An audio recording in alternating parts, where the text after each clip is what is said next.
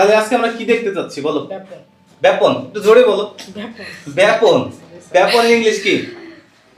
Diffusion, তাই না? আমরা ব্যাপনটা আজকে বাস্তবে দেখব। জি স্যার। এই একজন চলে আসো এই পাশ থেকে, তুমি আসো, যাও ওকে হেল্প করো। ব্যাপন দেখব।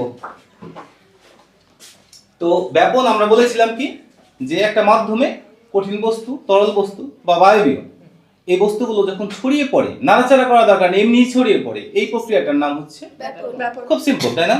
ওই যে ওখান থেকে একটা বিকার নাও, বিকারের মধ্যে ওই পানি নাও, তুমি ওর কাছে দাও, পানিটা ওর কাছে দাও। হ্যাঁ, আর তুমি এই যে এটা পটাশিয়াম পার ম্যাঙ্গানেট, এটা খুলো, একটা টেস্ট টিউব নাও, টেস্ট টিউবের মধ্যে, হ্যাঁ আরেকটু দাও, আরেকটু দাও,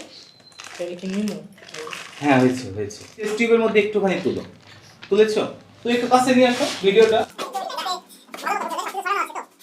আচ্ছা, এই যে এতটুকু নিয়েছে, দেখো এতটুকু, এটা হচ্ছে পটাশিয়াম পার ম্যাঙ্গানেট। এটা কি বলো তো? কখনো দেখেছো? এর আগে কখনো দেখেছো?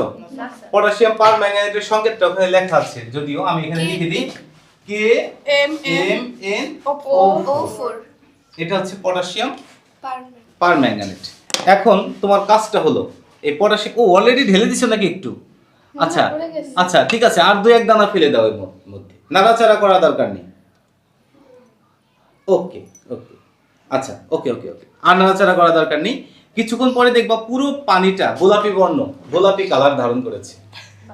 তাহলে এই নাড়াচাড়া করলাম না, তবুও দেখছো ছড়িয়ে পড়ছে, দেখছো? আমরা কি নাড়াচাড়া করেছি? তবুও ছড়িয়ে পড়ছে না? এই প্রক্রিয়াটার নাম কি?